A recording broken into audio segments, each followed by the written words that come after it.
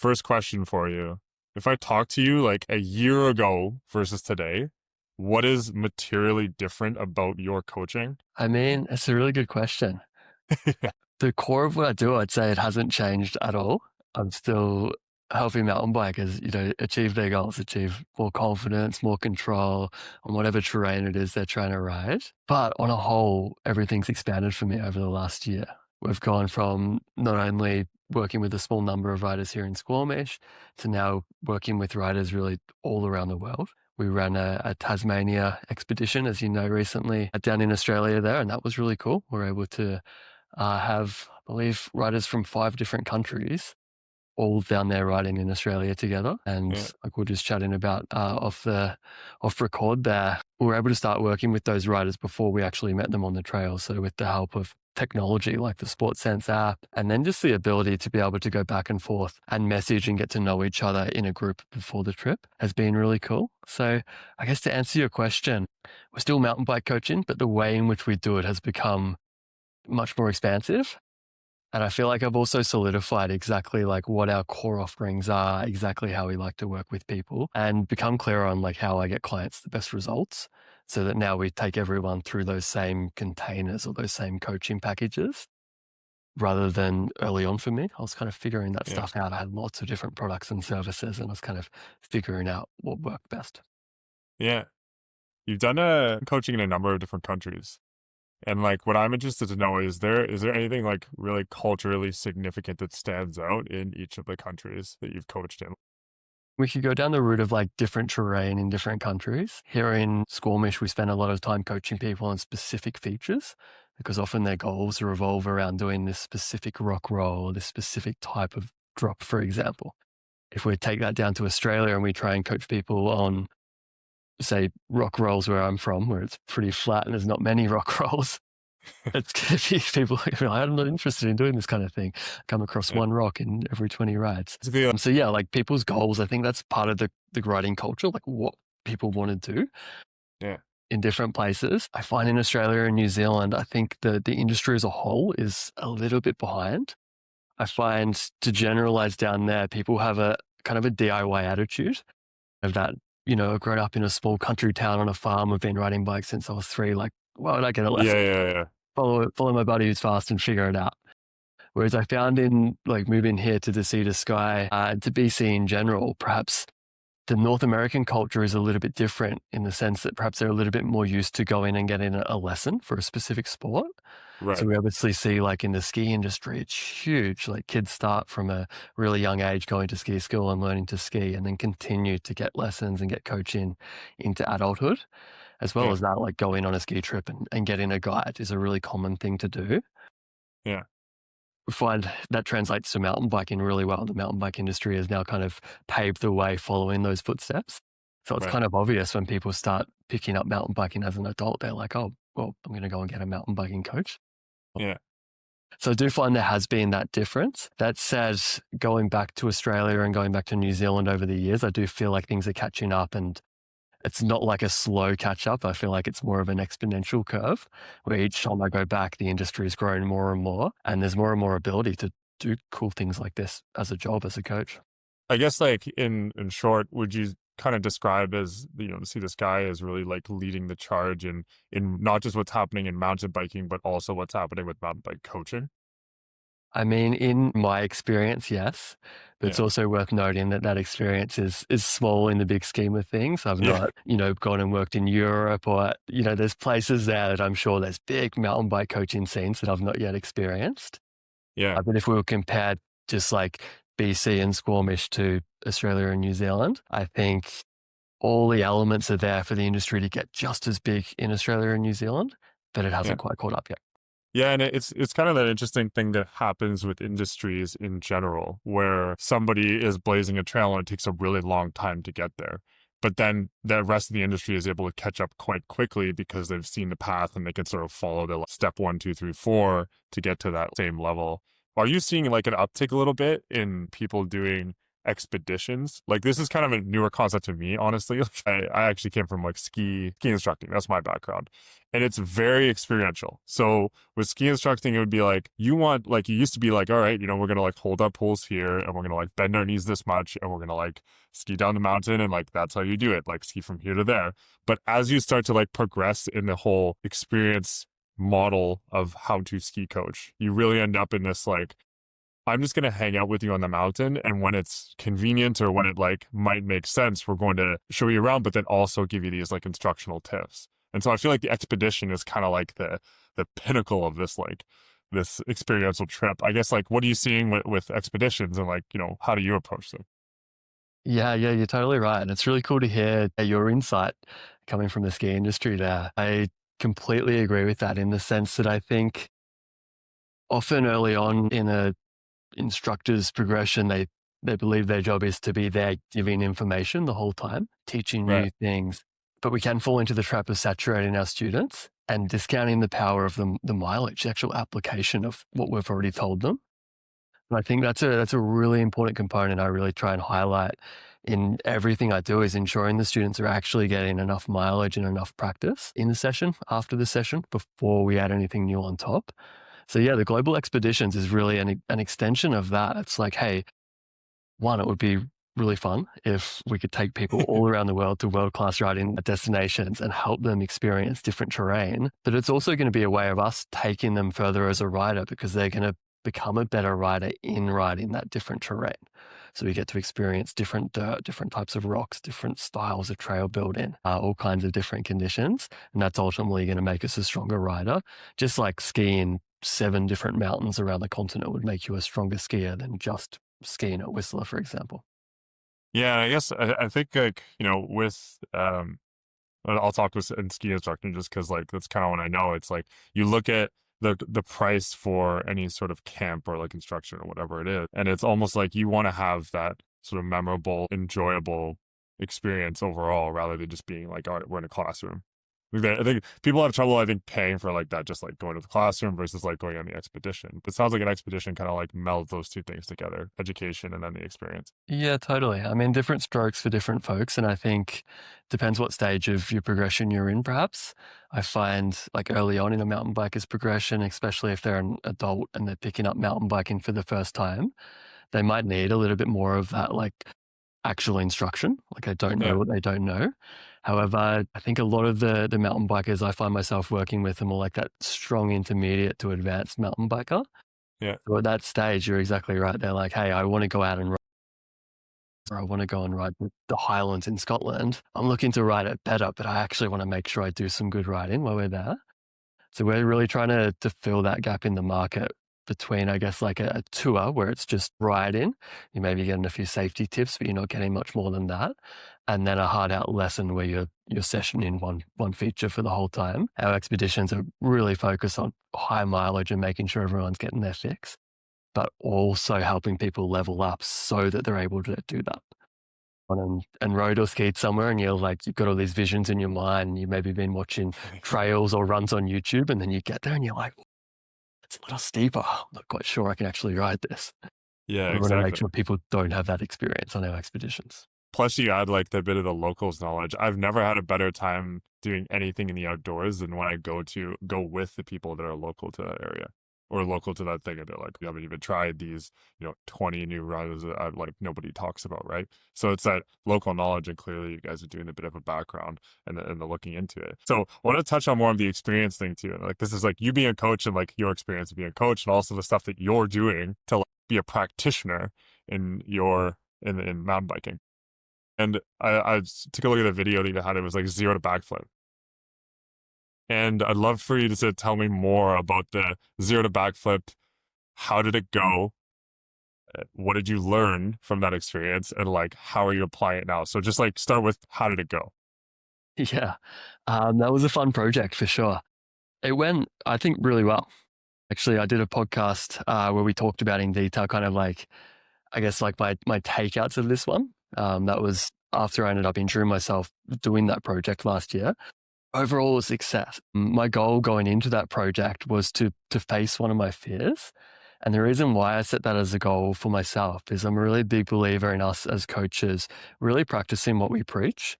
Yeah. And I think it's really easy as a proficient mountain biker and as someone who's been coaching for a while to actually fall into periods of stagnation in our sport ourselves, because we spend a lot of our time helping others and writing stuff we're comfortable on. So for me, I was kind of looking for that next edge, and I was like, how can I really push the needle a little bit and do something that's really different and out of my comfort zone?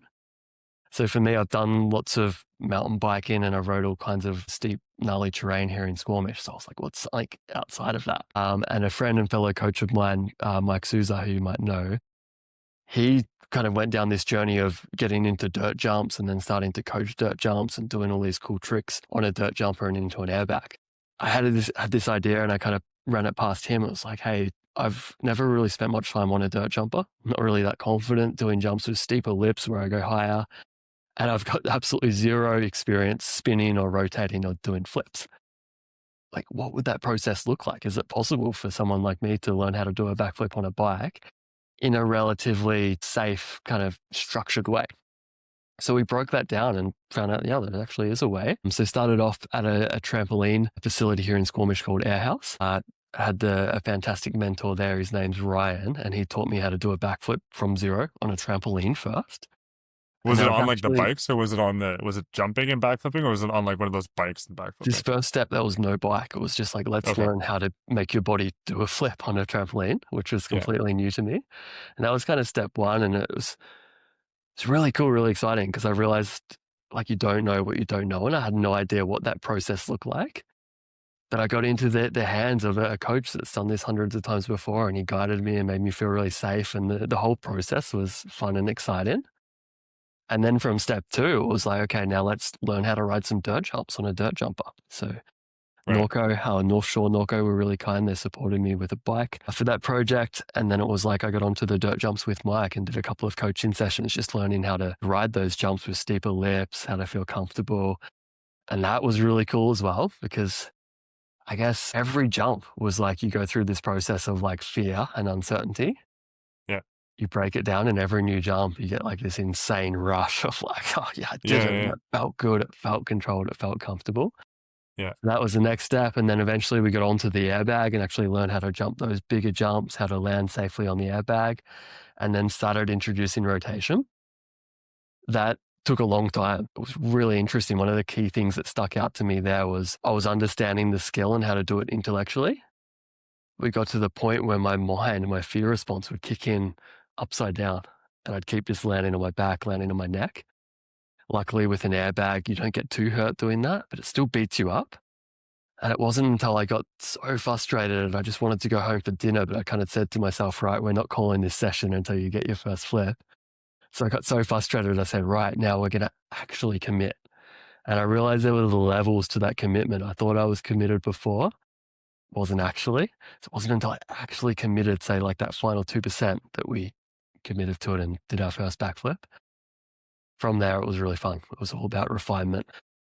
You know, doing that flip hundreds and hundreds of times, getting lots of practice, that mileage you're talking about. So getting some sessions in afterwards, and actually there's a couple of conversations I had with my coach there where I said, hey, I feel like I don't need any more information right now. I just need to feel it. So really just feeling those reps that you're talking about, getting those experiential reps in. And then from there, we eventually took it to dirt. And I tried a backflip to a mulch jump there at Nesta's in Whistler. That one, unfortunately, wasn't successful in the sense that I didn't land on the wheels, on the pedals. I over-rotated and landed on my butt and ended up compressing one of the vertebrae in my spine. So it was a painful experience, but it was valuable in hindsight in the sense that it did really put me in a lot of my clients' shoes. A lot of people that come and see me and perhaps are experiencing fear or mental blocks, or even just unable to get to the next level in their riding because they have a fear of hurting themselves. I now understand that process, you know, much better having experienced it myself. And at the end of the day, I'm still proud of myself. I faced that fear and I did it. So one of the biggest things I'd do different next time is that project. I went out further on the risk curve than I ever had before. And I also shortened the time span more than I ever have before. So I went from zero to attempting that backflip to dirt in like 2 months. So it was a Yeah. really short time span. It was also right in the period when I'm busiest with my coaching here in summertime. So I think in hindsight, I would stretch that process right out and close the door. I think I will go back and do some more backflips. It's a really fun skill to work on, and it's taught me a lot of other different aspects and nuances of jumping that I can take back to my mountain biking. So I think in doing it again, I just have a longer time span, or maybe be 2 seasons instead of 2 months. And I think I'd get more and more mileage to the point where I feel certain I can do it to dirt and actually land clean on the pedals. Right. When you had like actually shortened that time span, do you feel like did it feel as though like the challenge or like the incremental challenge that you had to achieve every time you were out there, did you sort of like did it exceed what you were physically sort of capable of? It's like the if you put a circle around like this is what I'm comfortable with doing, it's done on the edges there. And so by shortening that time span, did you find that you had difficulty? Like was it like the challenge sort of exceeded because you couldn't progress quickly enough? Is that accurate, I guess? Yeah, I guess you could say that. Like, I definitely went further out on the risk curve than I would guide any of my mentees out on that risk curve. But I was comfortable doing that with myself, more comfortable than I would be pushing someone else that Right. far, if that makes sense. But yeah, that was it. Like, what this accident told me is I didn't yet have enough mileage to be taking that next step. So Yeah. we went from doing it on a jump on a wooden ramp at the airbag facility, really successful attempts to a lander bag there, landing on the wheels like most of the time, and being able to tweak the technique and really feel, my bike and do it at different speeds, different rotations, all of those things. Going to that jump or going to the new jump when I tried to do it to dirt, I didn't have enough mileage to adjust the speed to a different jump. So I didn't have enough Right. experience to adjust. So I came in at the speed I thought I was good, but that experience told me that that speed wasn't right. That was a little bit too fast. And I think I actually added a little bit more speed than I should have out of fear. And it's kind of like the fear you'll get when you do a gap jump for the first time and you think maybe you might not make it, but you'd rather overshoot than undershoot because often when we undershoot, it's worse. So I think I had a little bit of that going in my head and I didn't want to land on my front wheel or under rotate. So I added extra speed, ended up over rotating. So the sweet spot lies somewhere in between and I'll remember that for next. What kind of self-talk or what does self-talk look like for you when you're approaching something on that state of the risk curve, at that point of the risk curve? I mean, self-talk as a whole is huge. Ultimately, like what we tell ourselves becomes true and that becomes our beliefs. And usually that is what actually becomes our reality. So it's huge from the start that I definitely try and like doing something like a backflip. There can be so many different things to think about. In fact, doing anything on a mountain bike, there's so many different things we could think about, and perhaps they could all be useful cues. But for me, the most helpful thing with self-talk is actually like deciphering that down or filtering it down into just the 2 or 3 most useful things to think about in that moment so that I can not be overwhelmed by having too many decisions to make and actually slow down the processing time and actually not do anything well, right? I don't know if you've heard of Hick's law. It's actually a scientific law that says the more things we think about, the slower our brain actually makes a decision and the worse our performance is. So doing something like a flip, I'm often thinking about like it might be just like pop and tuck. And those 2 words for me might symbolize everything I've learned over that whole 2-month learning period of how to do an actual backflip. And it will really symbolize a feeling to me.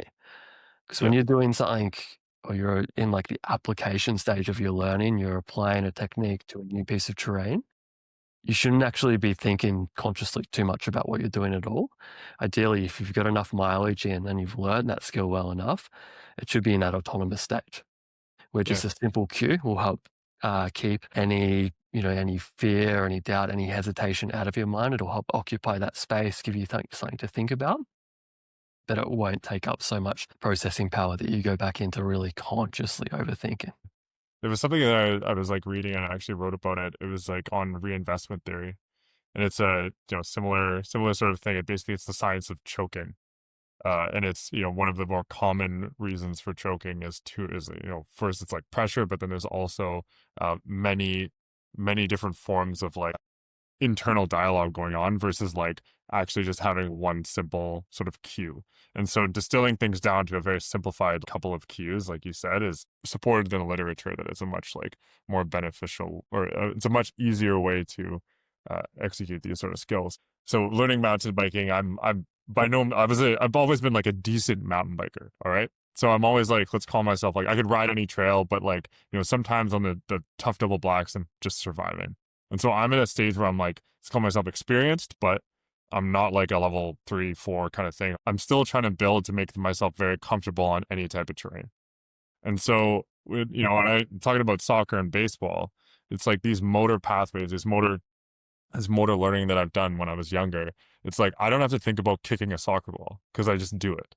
You know, it's like I just go, like I go and I'm like I do the kicking motion. And what I've been playing around with lately is I'm like, can I take those fully like solidified motor pathways that I have and break them down into component parts?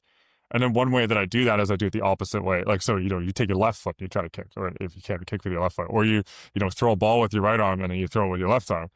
And it really shows, it displays how many things are going on in one simple movement. Because when I throw a ball, all I think about is like the action. The action is the action. I don't think about pull it back and then like pull my elbow forward and then like, follow through and that sort of thing. And where I find myself having difficulty in mountain biking, it's harder to learn. Like I'm in my 30s now, so it's more difficult to learn there.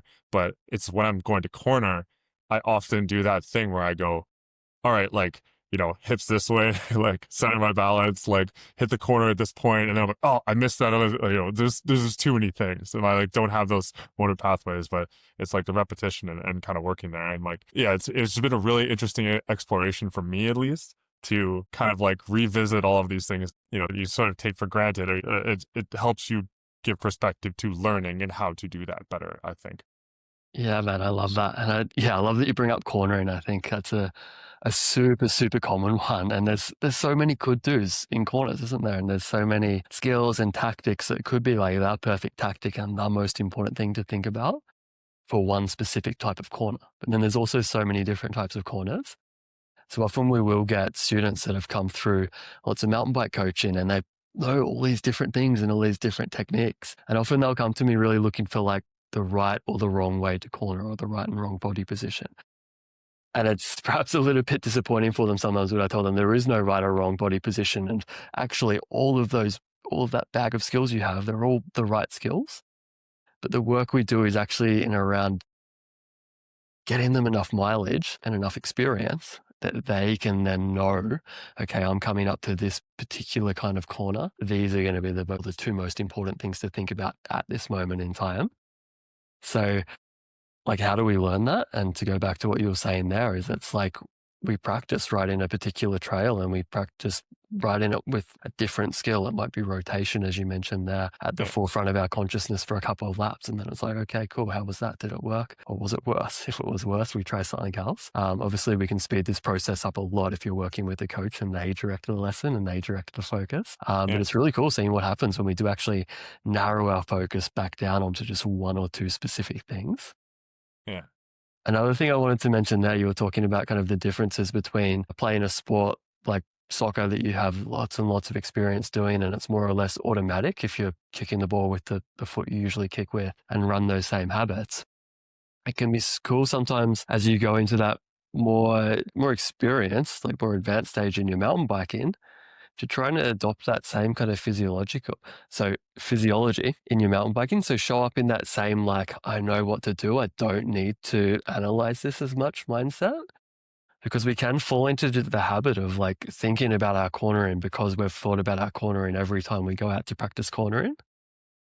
So once we've actually done a lot of that learning, we can switch off and actually challenge ourselves to think about less. So often I'll take riders out and our exercise will be to just breathe all the way down a trail. Yeah. And they'll think this is because, breathing helps me relax and helps me looser on the bike. And it's like, yeah, that's true. But the hidden intention there is just to stop them overthinking about all of the other techniques and how to actually ride a bike and show them that they do actually already have those techniques. They no longer need to be consciously thinking about them. The habits are there. So it can be interesting. It's been so long since I've just ridden. Yeah. I feel like as soon as I got into this, doing the Sportsense stuff and like, I'm so close to coaches and people who are always trying to improve all the time. It's like every time you go out, I have this intention. there's definitely been some times where I've gone out and just ridden, not really thought about things, but I'm often always like these cues, these things, like how to make this better, like try to get better at one specific thing or a couple of specific things. But just going out and riding, that's, I think, amazing advice. And also kind of like for some people, I mean, for me especially, I think that it kind of takes a weight off of what I'm doing. I go, oh, okay, it's just I get to enjoy this today. How often do you give that feedback? I mean, quite often, a lot of the people I work with perhaps come into me for some work on the mental skills. So it's something I see maybe more often than others. But definitely, like, all of our coaching right now is like a longer term, what I call like a mentorship, rather than just like a one-off skill session. So definitely at some stage, in the period of time I'm working with a writer, we're giving that advice. And often early on, it's more in that like introduction phase, or we're cleaning up old habits, and we are really like, it's really instructional. Then as we've been working together for longer, it becomes more experiential. Like you say, we're going on longer rides, we're getting more mileage. And often that's when I'll say, hey, you already know how to do this. What's getting in the way is that mental interference, that overthinking. So we're actually going to think about less on this ride, and I'm going to give you just one specific intention to think about. So it's Can you, interesting. It maybe feels like less task driven intentional, but it is still yeah, intentional, just in a broader way or a more expansive way. I'd love to hear a little more on the background of like what made you like fundamentally shift into that more mental kind of framework. Yeah, it's a good question. It's been something like, it's hard for me to put a finger on. I've always been interested in the idea of like the growth mindset, performance psychology, things like this. I don't have a degree in psychology or anything like this. I used to be an electrician. But even out of school, it always interested me that it wasn't always the smartest people, the most talented people, so to speak, that achieved success in whatever they were doing. It was often the people that had a growth mindset, approach challenges in a way of like, hey, this is a fun puzzle to let's embrace the process, let's work through these challenges and let's get better for the sake of that process itself, because this task is fun. Mountain biking is fun in the sense of it. So when I moved to Canada and I became a mountain bike coach, pretty early on, all of those concepts really, really engaged me.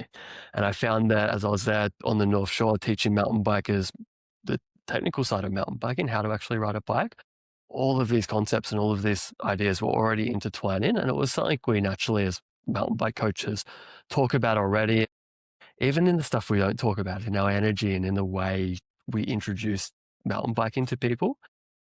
We are talking about the mental side of things. We're talking about fear. We're talking about confidence as well.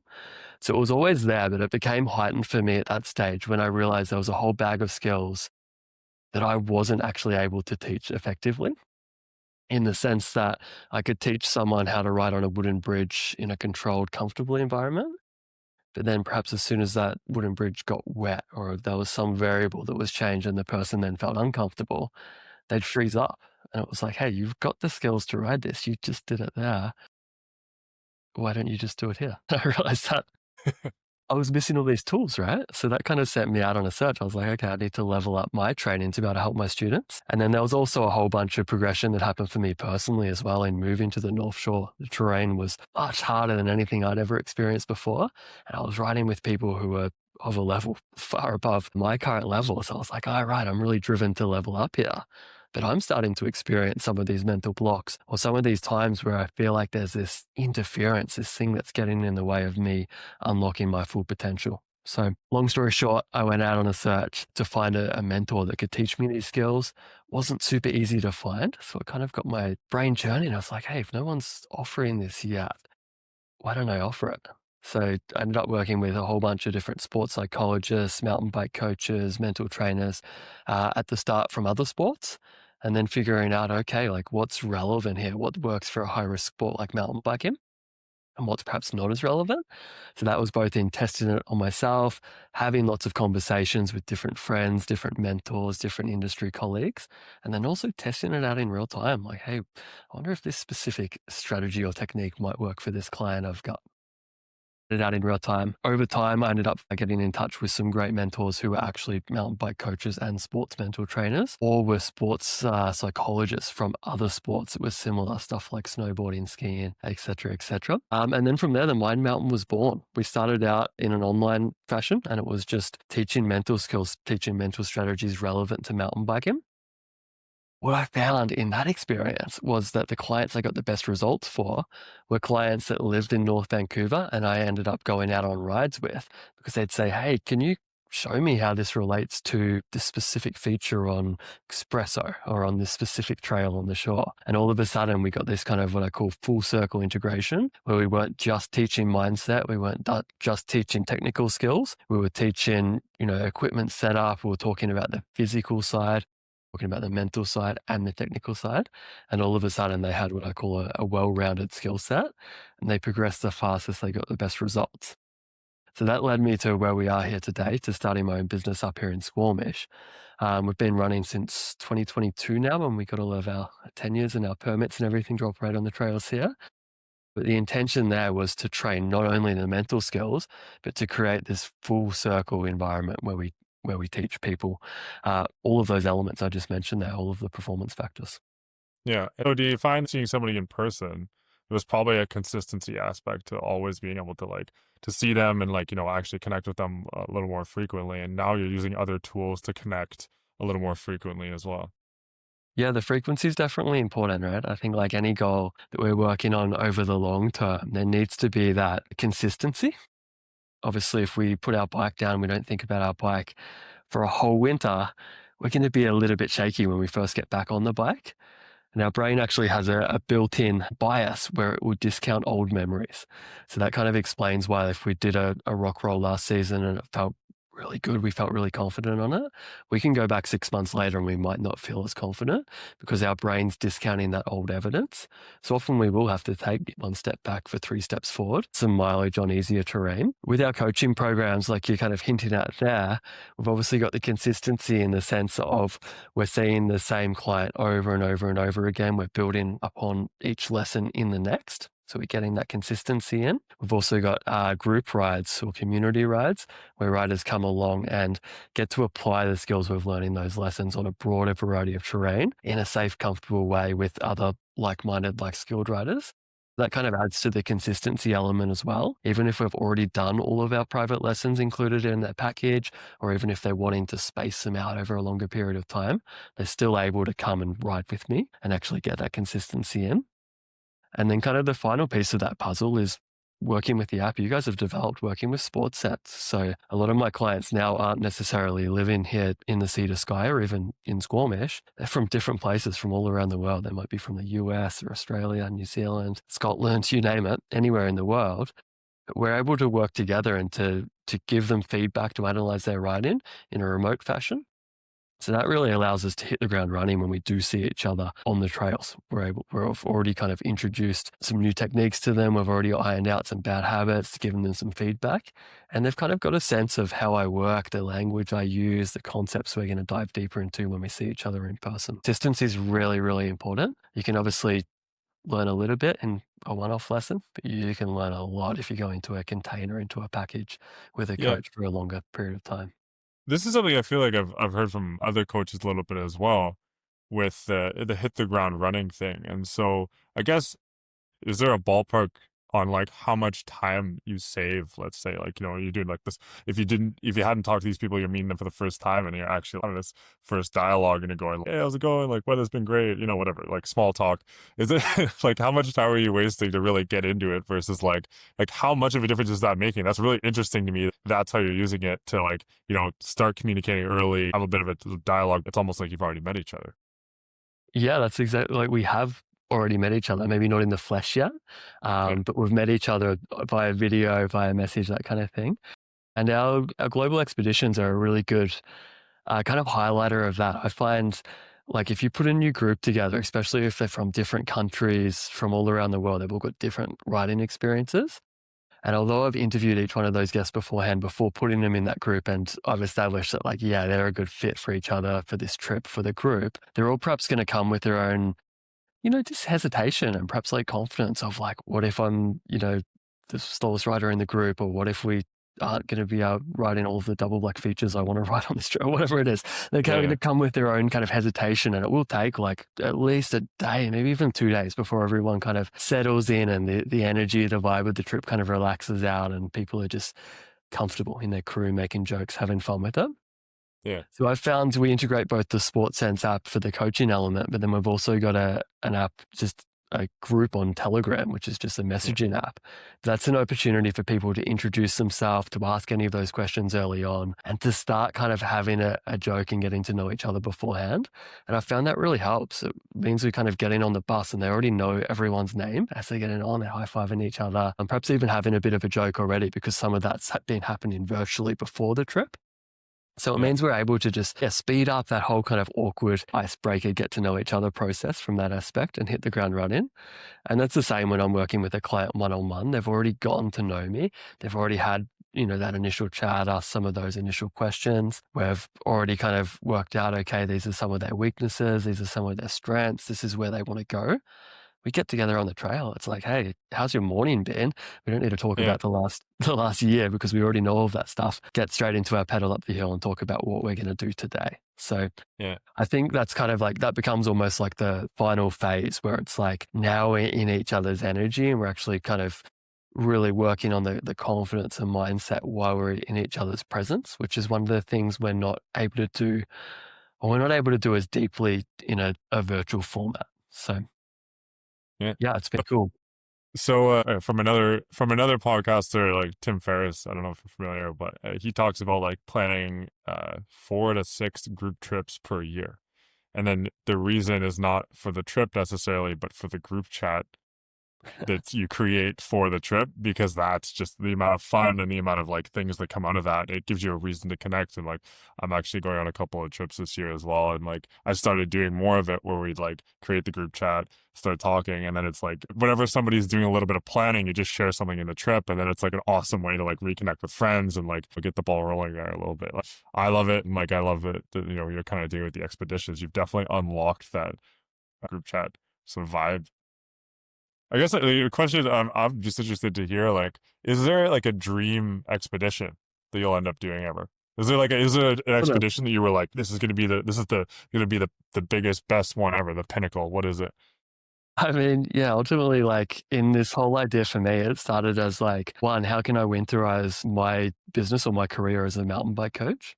Obviously, if we're limiting ourselves to one place in the Northern Hemisphere, there's snow on the ground for some of the months. There's rain on the ground for a lot of the other months. We're not doing coaching for a big period of the year. So for me, it was like either I keep kind of chasing summers like I was doing. My partner wasn't stoked on that lifestyle, kind of packing up every 6 months. Again. So I was like, what else? And I was like, what if instead we went to a world-class riding destination with a group of guests and helped them work on their riding while also experiencing the best of the best there with a local guide, like you said. So that's where it kind of started. And for me, I was like, well, where do I want to go riding? And Tasmania was kind of like one of those first places where I was like, that is like the up and coming world-class riding destination in my mind, where they've now got the trails, they've got the facilities, everything they need there to support it, but it's not yet overrun with people. It's still really quiet. You can go to Medina Bike Park on a weekend and still get on every shuttle, like without waiting. It's freaking awesome. And you can go on Derby and have a day there and barely see another rider on the trails. So it's one of those like dream places for me. So it's like, yeah, we're doing it.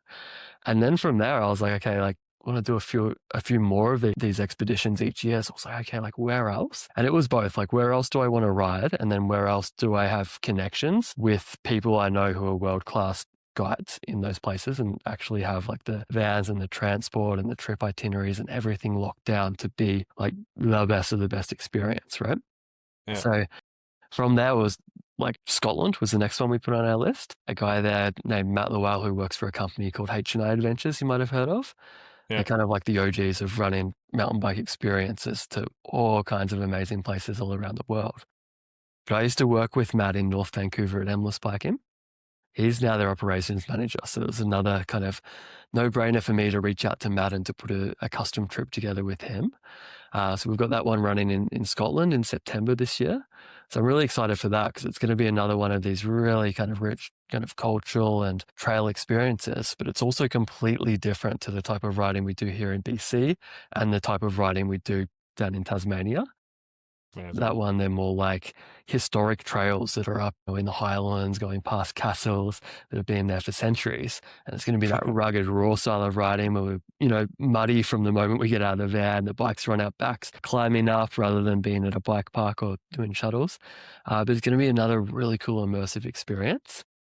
Another one we've got running is in New Zealand. I don't think that needs any introduction. That's kind of on people's radar as a world-class riding destination that just bike park after bike park after bike park, as well as a bunch Amazing of... dirt. What's that, sorry? Amazing dirt as well. The terrain is fantastic. Amazing volcanic grippy dirt in the Alps there. And then obviously BC, our local here, we're doing a trip in collaboration with Ride Hub here from Squamish to Pemberton, so kind of like the best of the best sea to sky trails, and then also helping people ride them better as well. So to answer your questions, like where's my dream trip? That's it. These ones. These are the... How do you, like, you're doing so much. How do you avoid burning out? Yeah, it's a good question. I mean, at the start for me, doing so much meant like working 6 days a week and doing 2 coaching sessions every day, out of like a scarcity mindset of like, well, our season's, only half the year, so I've got to work double as much in those months. Definitely burn out at times there, as well as mentally as well. I found if I was just working all the time, I'd fall into the trap of like all my rides were coaching rides. And I get a hell of a lot out of every one of those coaching rides, and they really light me up. But I do find if we're not also going after our own goals and having rides, like you said, with no intention as well. So having rides that are just for fun, just to unwind, just to enjoy nature, connect with friends, that kind of thing, we get burnt out mentally as well. So these days, I guess I've built my dream business, like I just said there, in my dream life, where I'm not riding twice a day, 6 days a week anymore for work. Still ride probably 6 days a week in the summer, but a lot of those rides are fun rides as well. Yeah. So there's a whole bunch of different things, like getting an e-bike for me this past season was really foundational as well. There was lots of days off there where I probably didn't have the energy physically to ride. But now having an e-bike, I'm able to go out and have, experience all of those same really good endorphins and unwind and get inspired for the coaching sessions, because I now have the e-bike assistance there as well. Doing these global expeditions, obviously it works really well for me because a lot of the time when I'm running them, although I'm riding maybe like 12 days in a row and it's really intense, I'm riding all day, every day with the guests down there, I'm then able to take like a week off riding, and I won't look at my bike, won't even get it out of the bag for a week afterwards, because it's my winter season when I get back here to Canada. So spacing my workload throughout the season has also helped avoid burnout as well. Yeah. Well, lately I've been doing a little bit of reading as well on this, and it's like enjoyment is efficiency is how you could generalize the entire thing. But like, hearing about how much you're doing and like, changing your life to be like, okay, well, now I'm doing all these things that I've like, wanted to do. This is my dream life. These are my dream expeditions. The science behind that is that chemically your brain will blunt the the stress response, or it will blunt the like, I'm doing this as work response because it's fun. And so it's like, actually, there's like this chemical basis to like enjoyment actually being efficiency. Totally. And I believe like the reason we all started mountain biking, we can probably all agree that it was fun in one way or another. Whether we were having fun racing or having fun keeping up with our kids or having fun challenging ourselves and, seeking self-exploration. But that's why we started, because it was fun. So I do believe if you're a coach, like if I'm not having fun, then I'm not really practicing what I preach, am I? So for me, it's all been a journey of like, how can I have the most fun in doing this myself? How can I help my clients have the most fun? And how can we do that in the most effective ways possible? How has getting an e-bike really changed your view on mountain biking? I mean, for me, it's been really cool. I live, if you know Squamish at all, the listeners know Squamish, we've got a few different riding zones, but I live closer to the Valley Cliff riding zone. That's known as being like kind of really a technical maze of trails. There's, a bunch of rock climbing areas in there as well. So lots of steep slabs, lots of routes, lots of up, lots of down. You can quite easily do a ride in there and feel like you're going uphill both ways. So what I'd find out quite often on my days off is I wouldn't necessarily feel like driving up to the other trails that are a little bit more maybe enduro minded, where we ride up for an hour and then we go downhill for a decent amount of time. Yeah. And I also didn't feel like pedaling on this cross-country network. So getting an e-bike for me, it's really opened up being able to have fun on trails that wouldn't otherwise be fun. Now I'm able to blast up and enjoy those technical uphills just as much as I enjoy the downhills.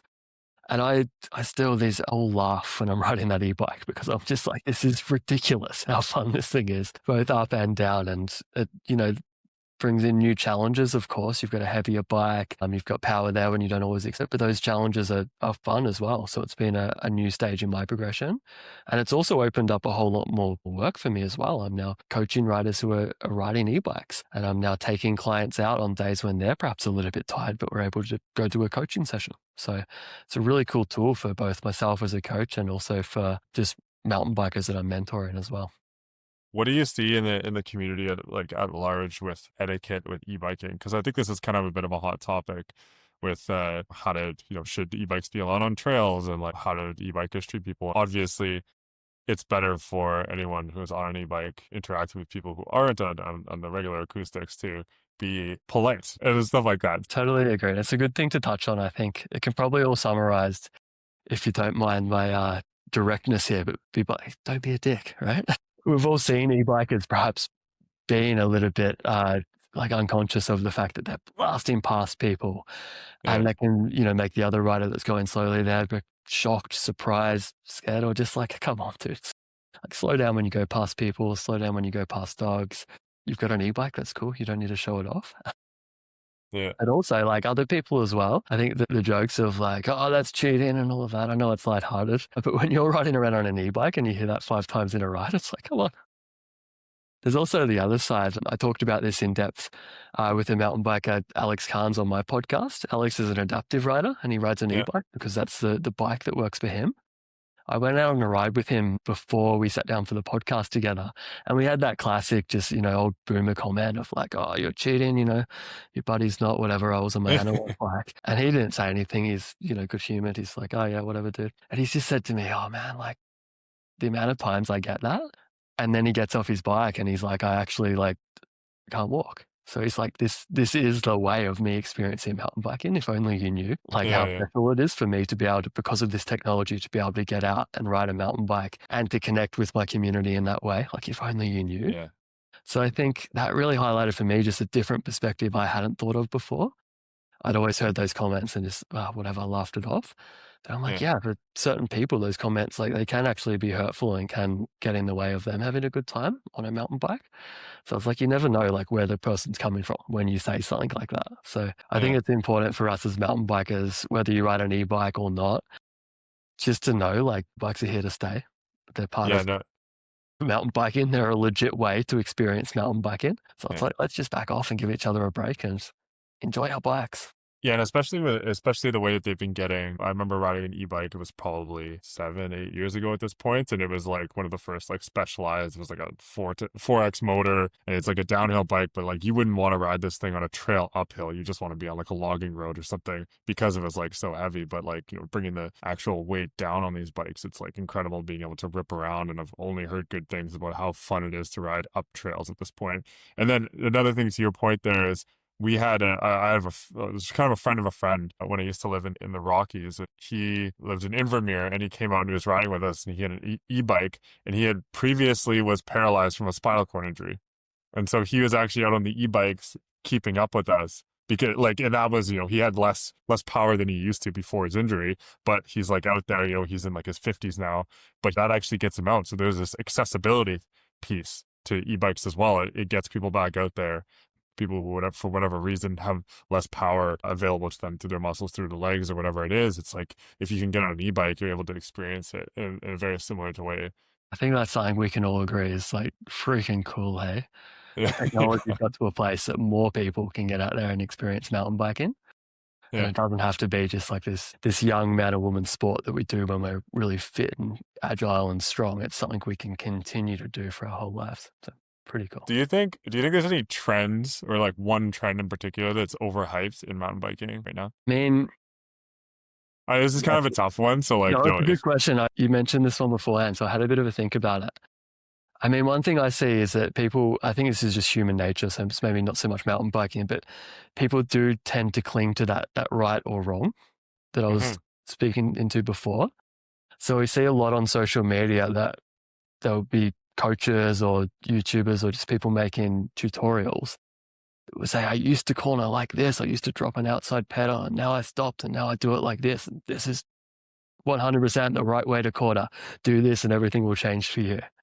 And I do think it's a little bit of a limited look on mountain biking as a dynamic sport. So there's a lot of like whens, how muches, and different specifics that change. So I think rather than looking at mountain biking or mountain biking technique as an absolute, we can all benefit from maybe trending more towards an in-depth look at the pros and cons of doing different things in different amounts in different situations. So I guess the trend there is to try and oversimplify something that's really complicated. Yeah, that's an interesting analysis. And for sure, like the right and wrong thing is a huge debate within mountain biking. And if you were to ask me, it's like, talking about like wheel sizes. It's like, one of the, I guess, hot topic being cross country allowing 32-inch wheels like UCI, and like what the debate that's going to spark. And if you like, we talked about it. I talked about it on a different podcast. When I started mountain biking, I was on 27.5-inch wheels, and then other people were on 26s, and they were telling me that those are better. And then 29ers came out, and everyone's like,